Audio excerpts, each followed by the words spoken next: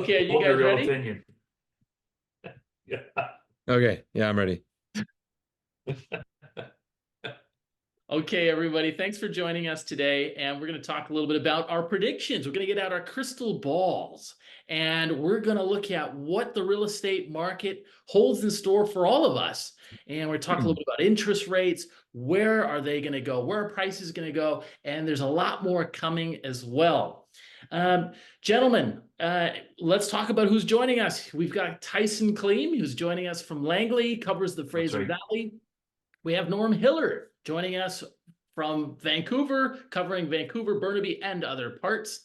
And myself, Christian B, here in Burnaby. And of course, I cover Burnaby, Vancouver, and other parts. Gentlemen, have you polished your crystal ball? Ready to go? Definitely have polished it right here. So this is good to go. Let's do it. Interest rates. Everybody always talks about interest rates. I mean, you get 100 YouTube videos on interest rates, it seems like every week. And what are your thoughts? Where do you think they go? And every video is wrong, right?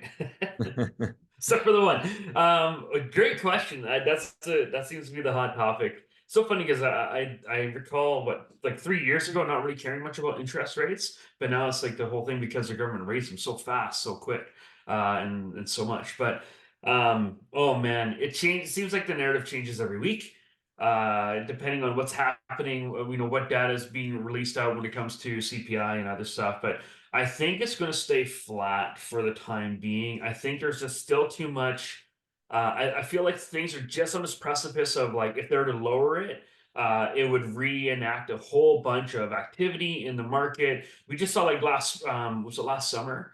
Yeah, like in July when the market took off when they did that one pause, then all of a sudden everything took off again in July, and then they raised the rate one more time just to try and quash all that. And so I don't think we're going to see as much of an uptick in this first one, but I think rates are going to hold flat for the first 2 quarters, and then they'll probably start coming down because I think a lot of us are feeling like we're in a recession already.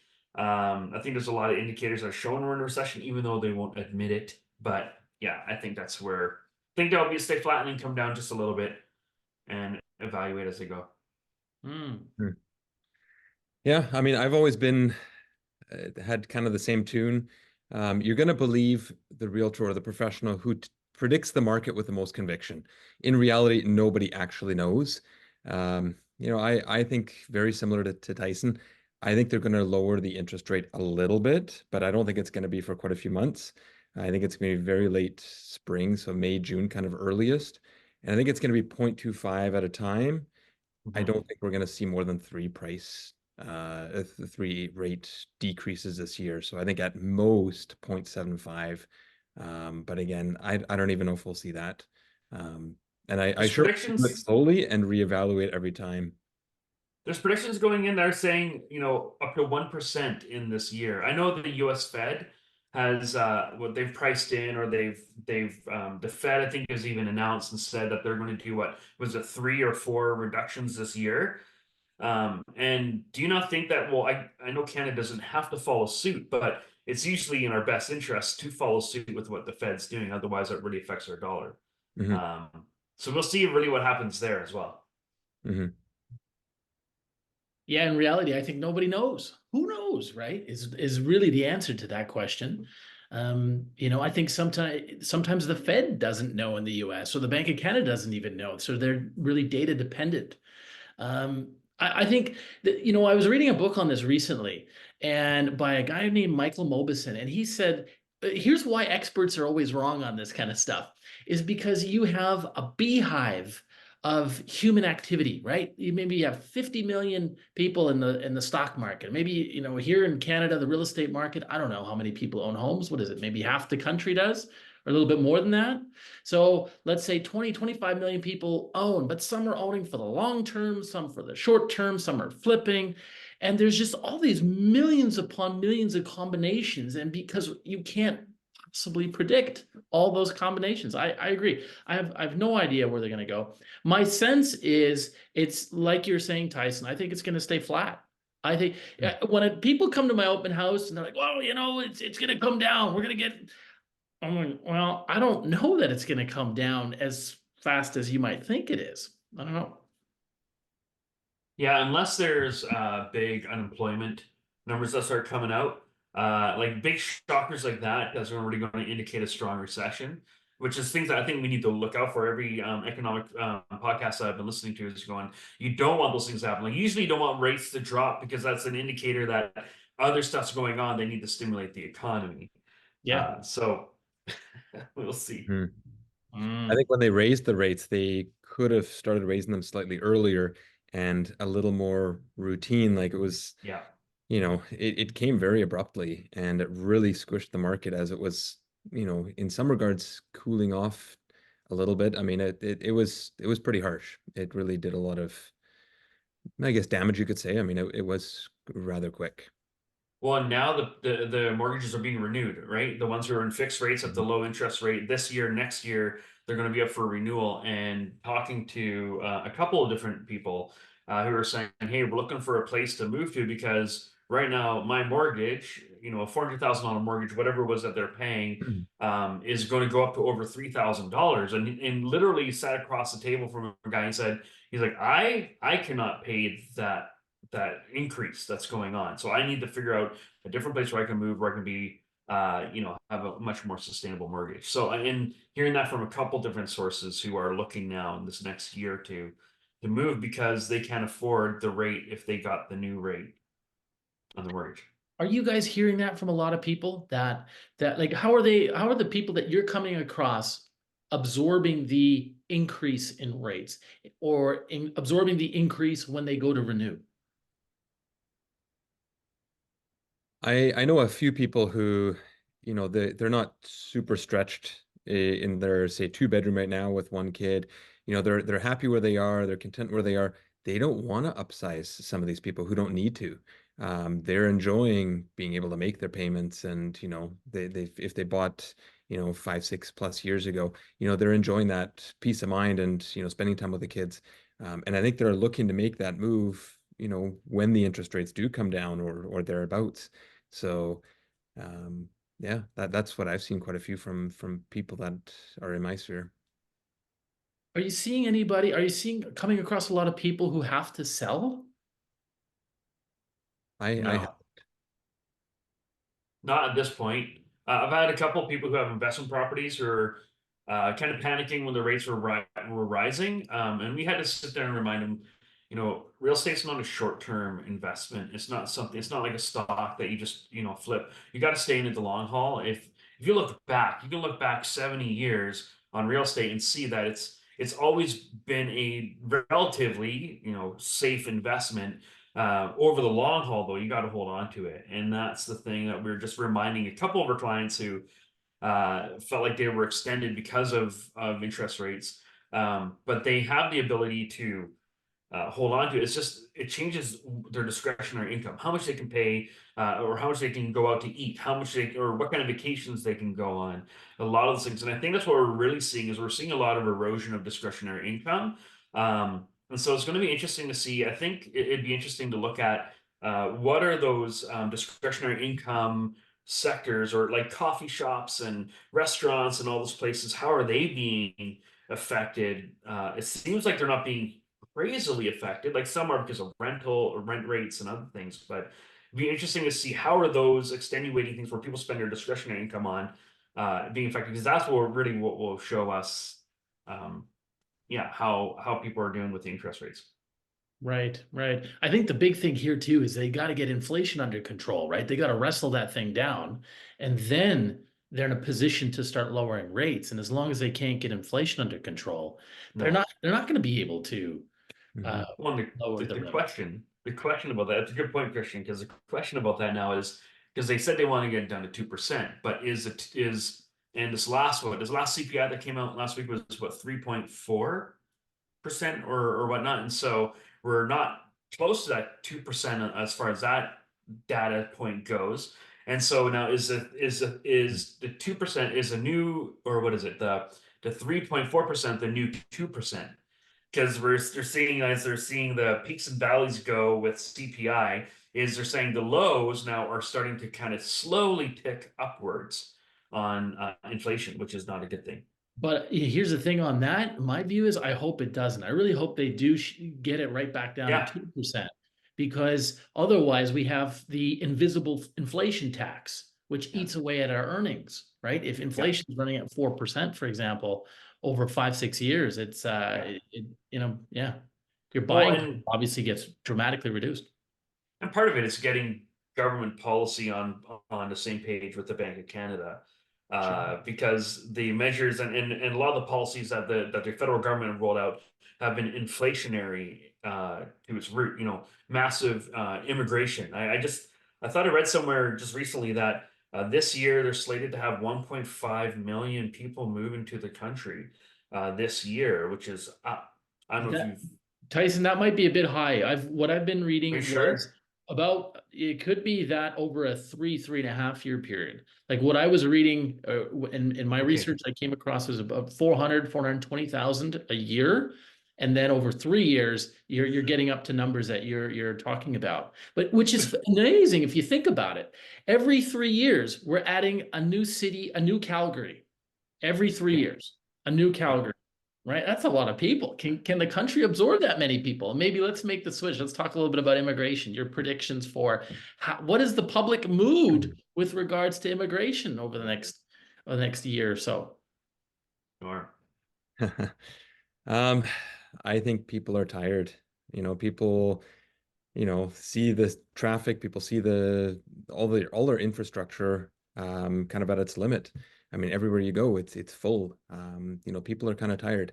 And I think people are stopping to, not dancing around the topic anymore, but are actually having frank conversations and starting to try to brainstorm resolutions.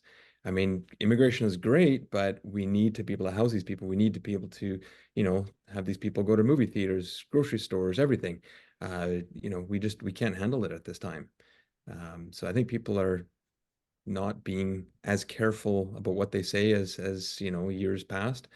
People are just tired, and I don't blame them. I mean, it sucks when every little snowfall. I mean, look when you route your traffic on Google Maps, it's just everything's red. It's crazy. Obviously, that's extenuating circumstance, but we do need to work on our infrastructure for sure. Yeah, that's totally it. Is how is it stressing, yeah, infrastructure when it comes to schools. So my kids here in Langley just moved into a brand new school built 2 years ago. My son was the first kindergarten class in there. And this last year, they already added 4 portables to it. So the school has over 550 kids in it. And it's continuing to grow. And they have another school, like they're building a couple of towers just down the road. They have another school where it's just a bare lot. The developer was required to build the park for it, but now we're waiting for the district or waiting for the province to build the actual school on it. But it's putting it's taxing our school system, hospitals, emergency wait times. Have been up. If you go to Costco, I live 2 minutes down the road from Costco here, and it's a complete zoo if you go there. So we avoid Costco on weekends. Just go there on the days and early mornings or whatnot whenever we can get there where it's low traffic. But that's the thing where I think what's going to happen is as it's affecting people's lives, like what Norm was saying, it's affecting their daily life.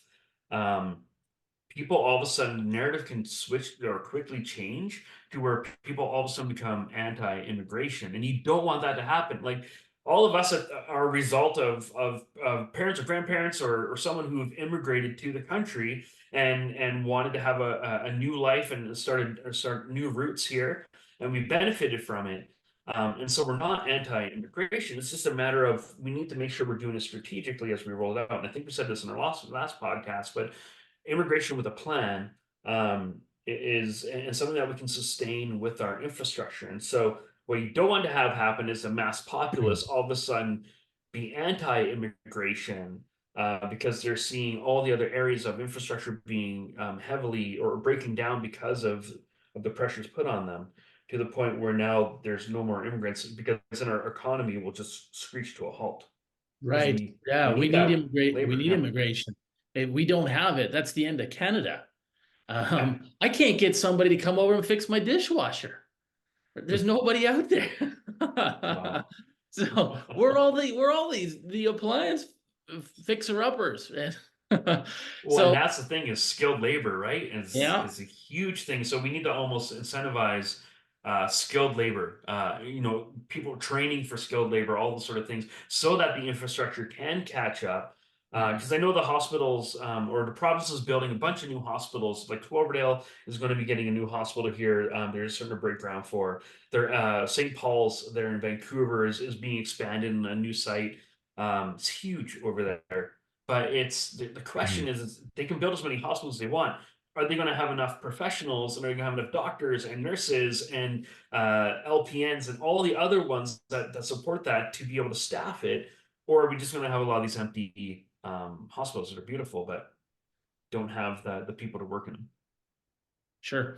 And I think, this ties in a little bit into that inflation argument. I don't know this for a fact, but I presume the government's thinking we need workers, we need skilled workers, and more of them means that the companies have people they can hire and they're not forced to raise wages because they can't hire anybody. And if they're forced to raise wages, they have to pass those costs on to the customer. Hence, you have inflation. And so maybe it's one way that they're trying to fight this, but I don't know if that's the thinking behind it. Right, but that's going to take a number of years to see that actually have the effect. Yeah. Gentlemen, do you want to jump into a favorite of everyone's? Prices. Where do prices go? Do they go up? Do they go down? Do they flatline? Tyson, why don't you start with this one? Oh man, I'm the resident optimist. I'm always gonna have like, okay, so seeing the pressures that are on the real estate market, knowing that we cannot build fast enough to keep up with the immigration that's coming in, um, uh, knowing that we're at a housing shortage, other things, with rumors that interest rates may come down a bit. I think we're going to see a modest increase this year. I don't think we're going to see the same kind of increase that we saw over COVID, but I think we're going to see an increase of 3 to 7% in prices. I've heard other people even say 10 to 30%. Those are the real optimistic people.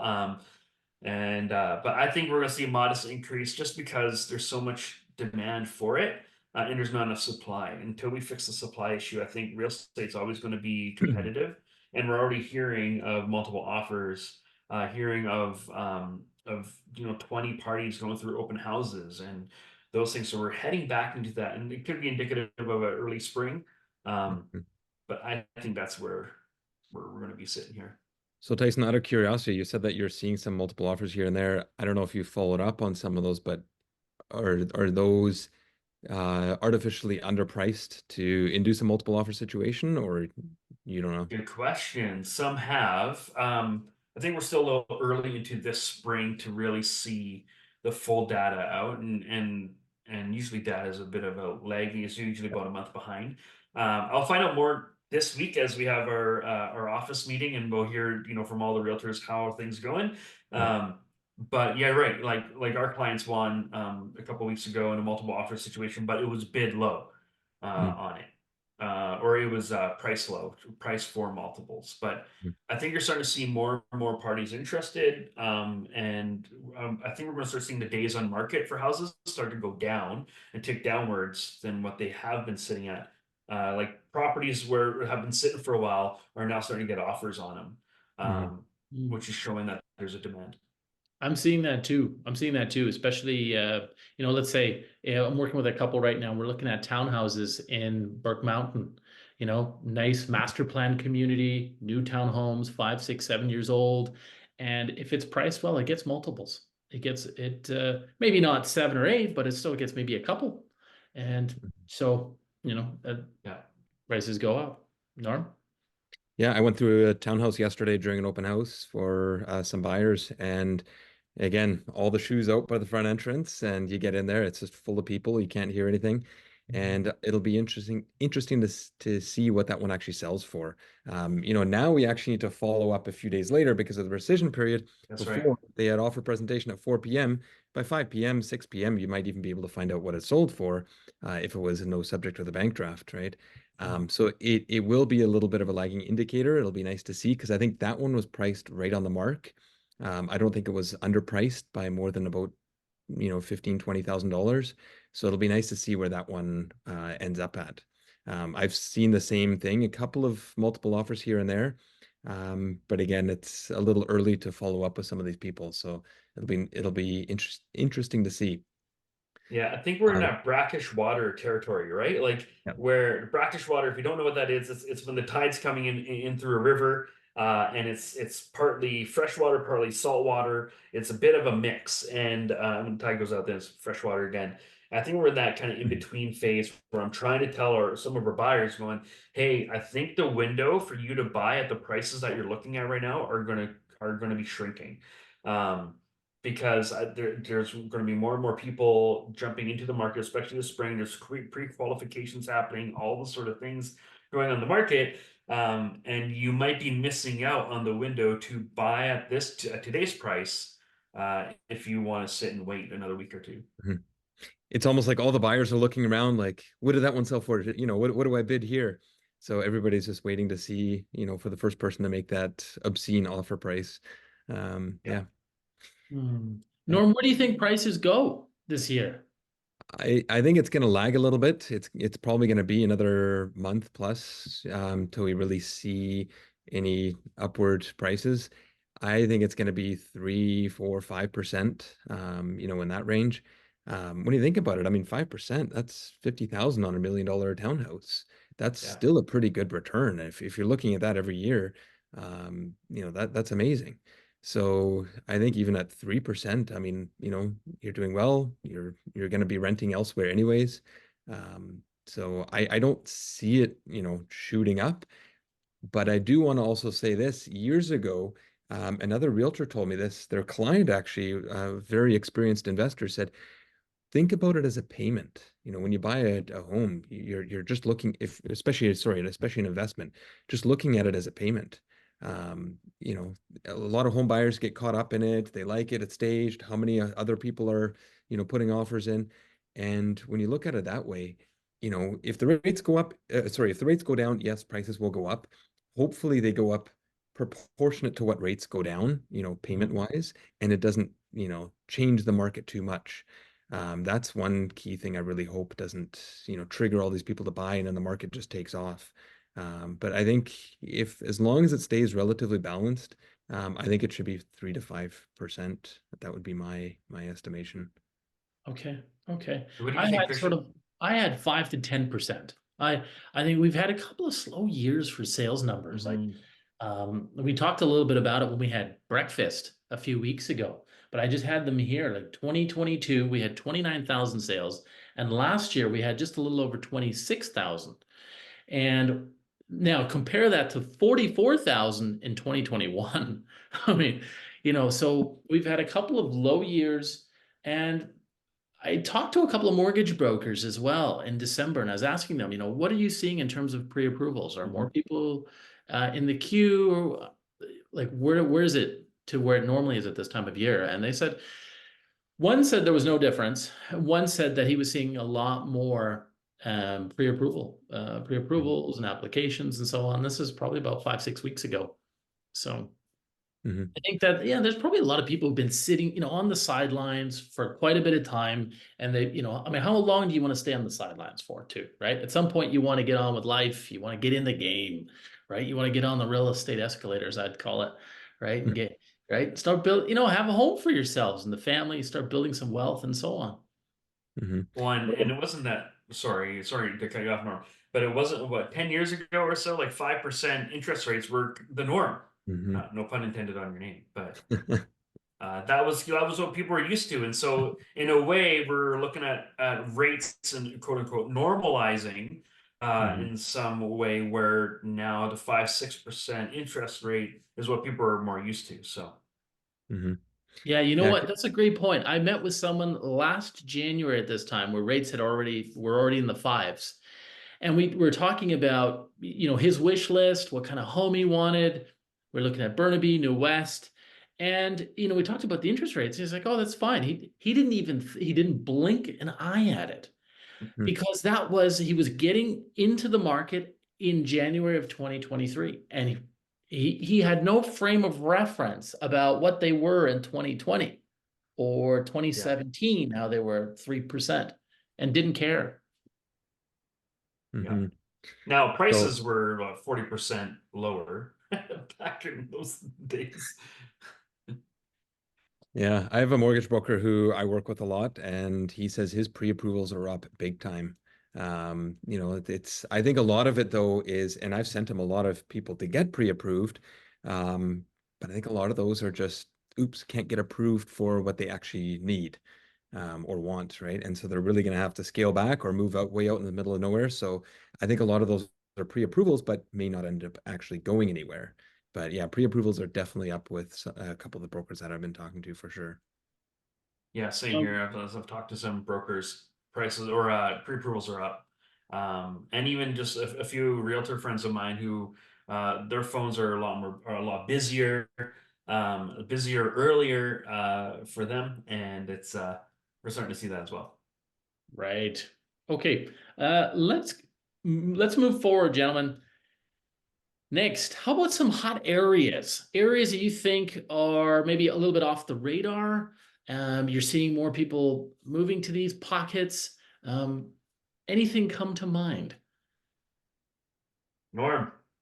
I was gonna say, Tyson, you want to go first? Okay, Christian, you haven't I'll gone go first first. yet. Yeah. You're gonna go I first. mean, I guess it's not a new area, but every time I go up there, I like the area. It's Burke Mountain, right? It's the I mean, you have Westwood Plateau, which is kind of, the older version of Burke Mountain, master plan community. And then you drive a bit further to the east. It's really nicely laid out. You get beautiful views. The townhouses are bigger. They're not these little boxy versions that you get, the older ones you might get are in pockets of Burnaby.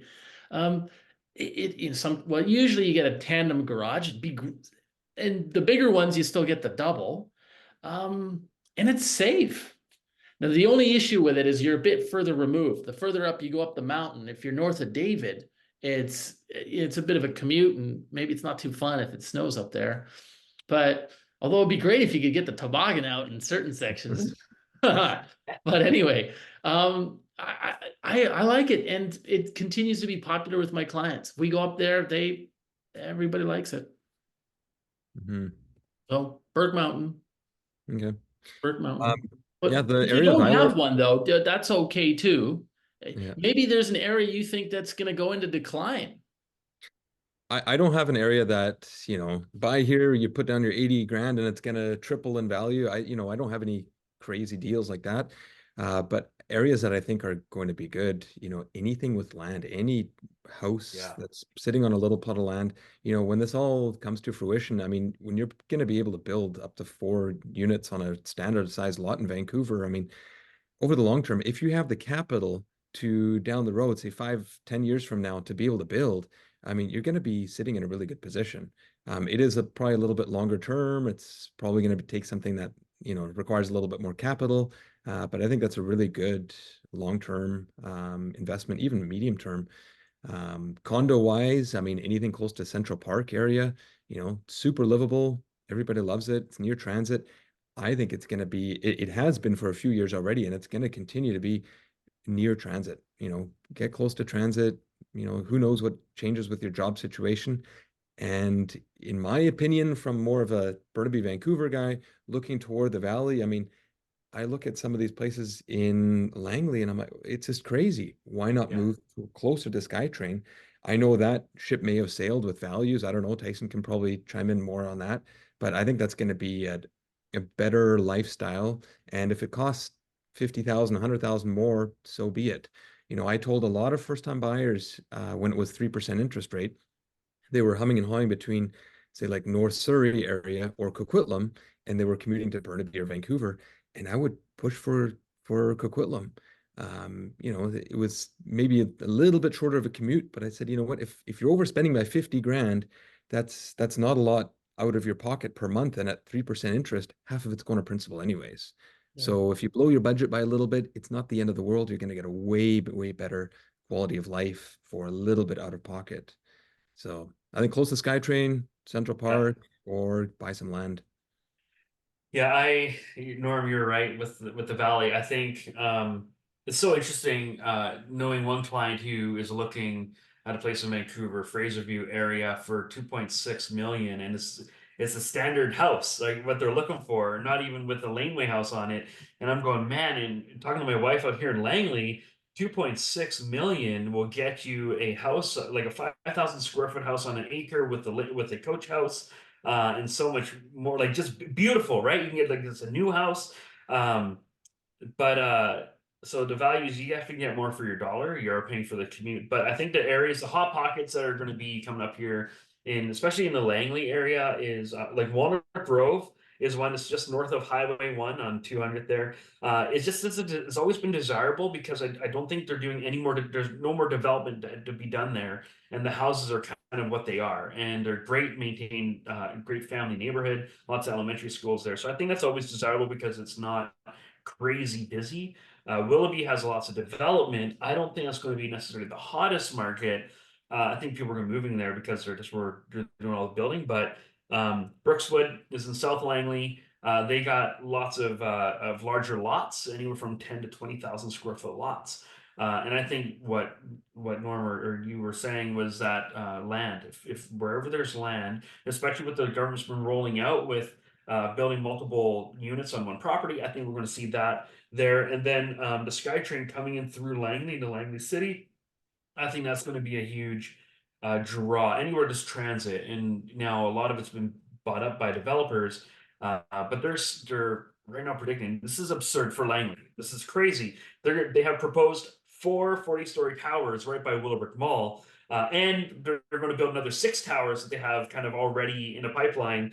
Now they haven't been fully approved yet, but what's to say they won't be? But it's just crazy to see that whole area is just going to explode, and so the surrounding areas you want to make sure you're buying in. But Christian, I had a question for you.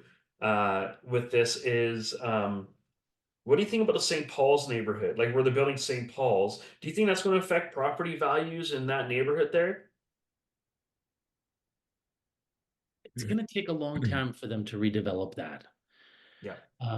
There's parts of that downtown section can get a little sketchy at night. It's since the pandemic, it's gotten a bit worse with street people and so on.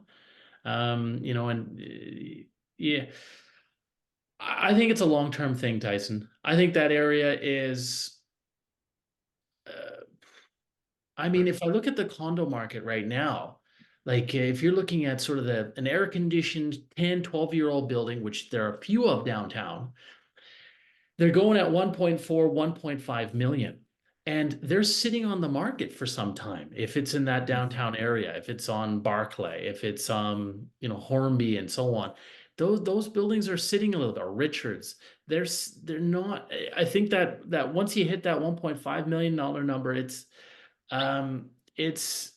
there's very few buyers that can reach those numbers. And I think to make it profitable for the developer of those projects right around VGH, I know they bought the land, 4, 5, 6 years ago, I think in the late 20 teens, but they're going to be wanting to sell them at top dollar. And we haven't seen luxury condos, meaning what I would call like 1.5 plus 2 bedrooms downtown. They just haven't been hot the last 4 or 5 years. Norm, you covered the downtown as well. I don't know if you got other thoughts on that. I think you actually do more downtown than I do. I don't see it changing too quickly. I think it's going to take a bit of cleaning up to do.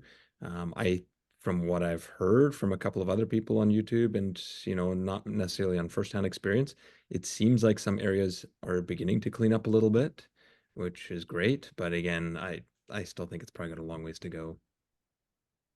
Right. Yeah. Gentlemen, we're coming up to about 90 seconds left. I was going to ask you, who wins the provincial election? This is the Joe Louis. I guess we have to have a different opinion for this to work, but who wins the provincial election? In 2024, here in BC, of course, the David Eby and the BC NDP is running for to be re-elected. I guess this would be their third win if they pull it off. You got me excited. I thought you were going to start talking about the federal election. You got to wait for that one. Yeah.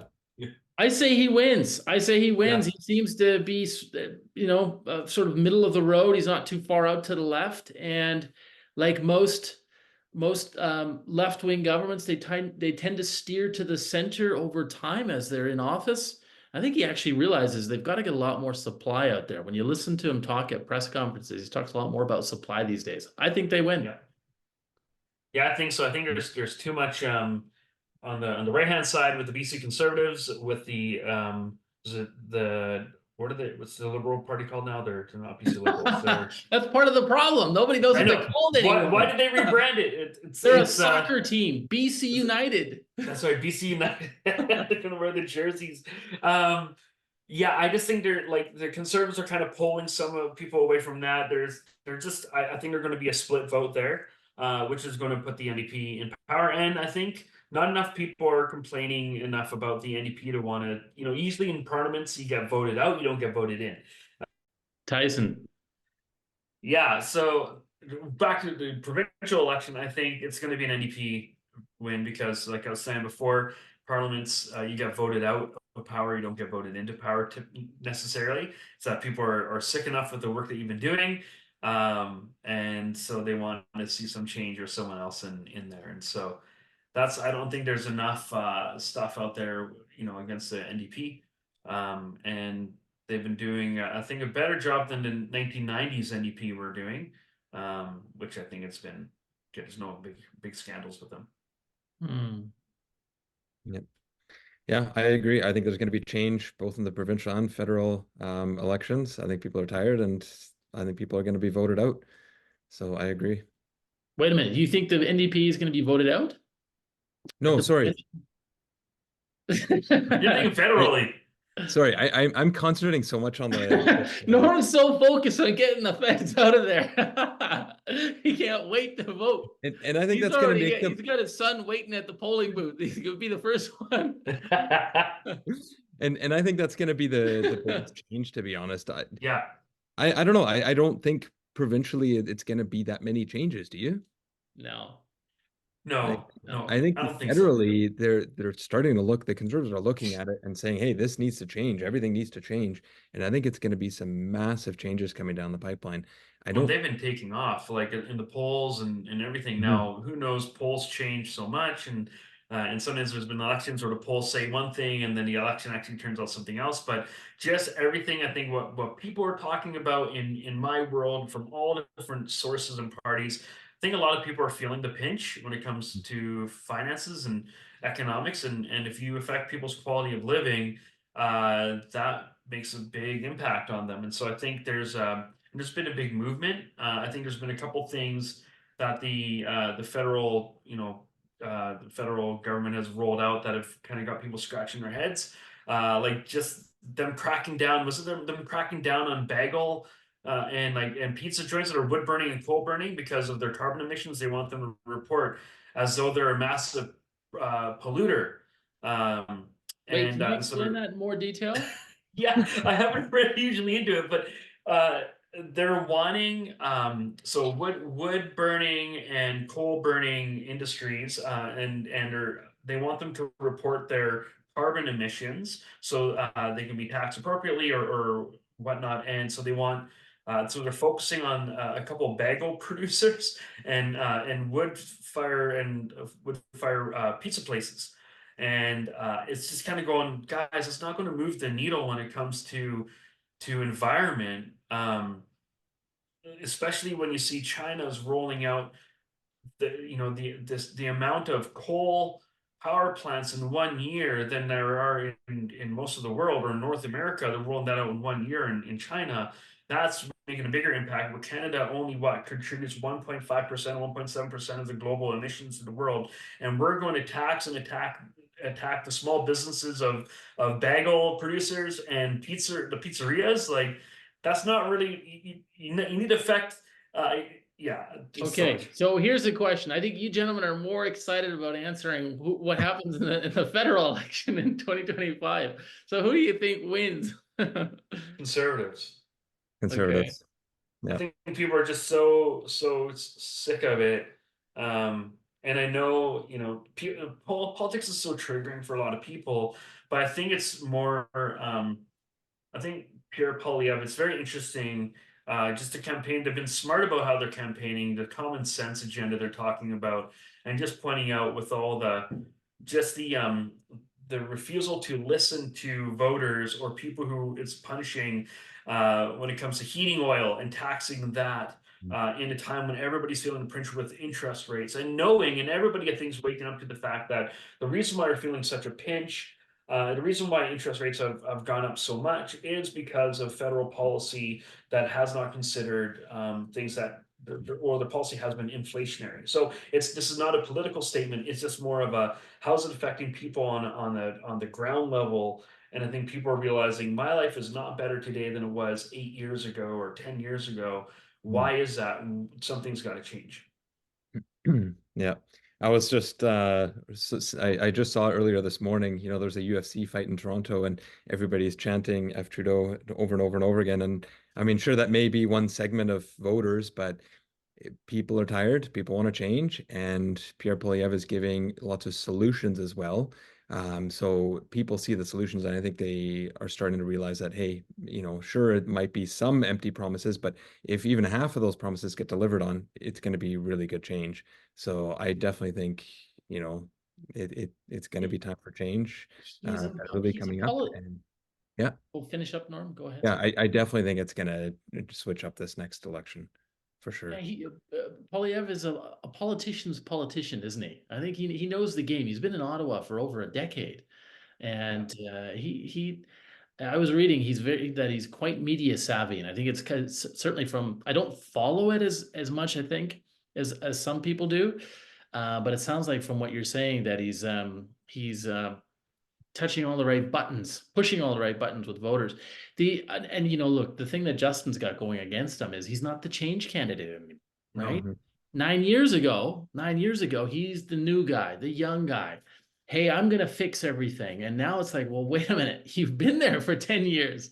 It's you. If you think it's a mess, then it's really yours. So, and I think you're right. There's a sense that when you just talk to people that it's like, okay, you've been there 9 years, thank you for your service to your country, and now it's time to give someone else a try. Even if people aren't telling you that at over a cup of coffee or over a turkey dinner, you get that vibe that there's going to be a change in Ottawa.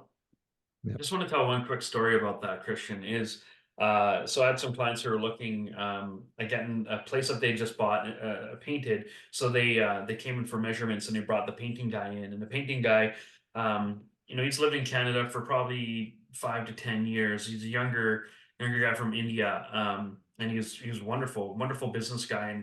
And so I asked him, I said, "Hey, are you planning to retire here in Canada and kind of build like your family here, or you want to move back?" And he just looked at me and he said, "Well, my plan is I want to eventually, build enough money." He's like, "I was going to buy some investment properties here, but right now I don't feel like it's a great investment. So I'm actually going to be moving my money to India to buy a bunch of farms because it's like I'm guaranteed an 8% return on the crops and all these different things that are coming on."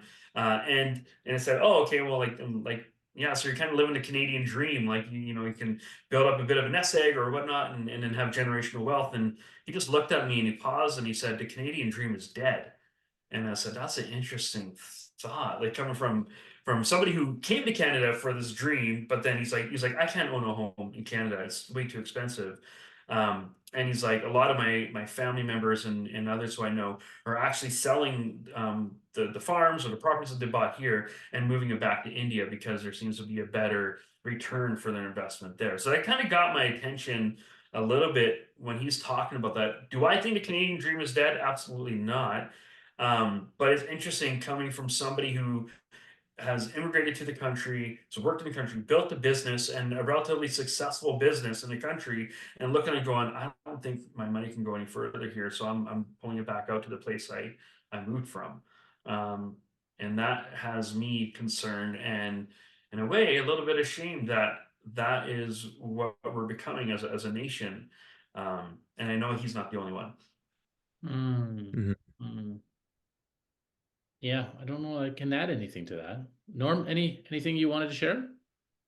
No, I mean, similarly along those lines, I've had some what was it, about a year ago, you know, I had some clients buy, and, you know, it was multiple offers, and they ended up, sorry, they were both in tech making really good money. And they said, no, this is crazy.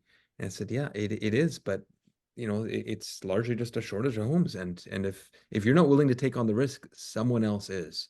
And it's sad to say it, but it's so true. And that's a lot of it is what keeps the market going. I mean, people are willing to take on that risk. People are hungry to get ahead in life, right? So it's tough, you know, it's, yeah.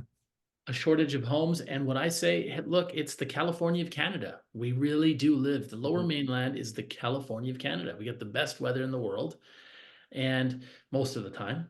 And it's, I mean, you can, you go, you can play, you can go skiing, you can go golfing in the same day sometimes. So I think people are going to keep wanting to move here. And, governments will be in power usually for 2 terms, and then they're ushered out, right? And I think that's the thing that we're lucky about being in Canada, is that, you got your 2 kicks at the can, and then now it's time to make way for somebody else. Yeah. And yeah, and then new ideas, new policies, fresh blood, bring them in, and let's see what they can do. Let's see how they address today's challenges. And so, yeah, I think we'll be okay. We'll be okay. But definitely the housing affordability is probably going to be more of an issue in the next election than it's ever been. And it's going to be interesting with Trudeau running for re-election. What's he going to do? Like, hey, at least the house prices only went up 90% under me. I mean, it's a bit of a, right? I don't know if you want to do a whistle stop tour through BC and Ontario on that note. So yeah, It's true. As a leader, you want to look back on your legacy and go, what did I leave behind? And I'm just curious to know, what are the things that Trudeau talks about, saying, here's what I'm proud of, what I've left behind in the country. And I'm sure there's a couple things that, there have been maybe some good. I'm not sure fully, but it's as a leader, that's always what you want to do. You want to leave a legacy of some sort. yeah. Look, the inflation, the inflation bit is kind of, I think they didn't know what to do, right? And they sent out a lot of checks to everyone. They were worried that the economy was going to tank. So I can see where they were coming from. I mean, they did that in the US as well. It ended up just being, they gave out too much money, and it caused all this inflation. And then now we're still dealing with the after effects of it. So I don't know. Gentlemen, we're kind of ad-libbing here a little bit. Was there anything else that you wanted to talk about today for 2024? I'm good so far. I think we covered it all. Okay. All right. Well, look, if you're joining us, thanks for watching. If you watched this long, and we'll see you next time. Okay. Thanks.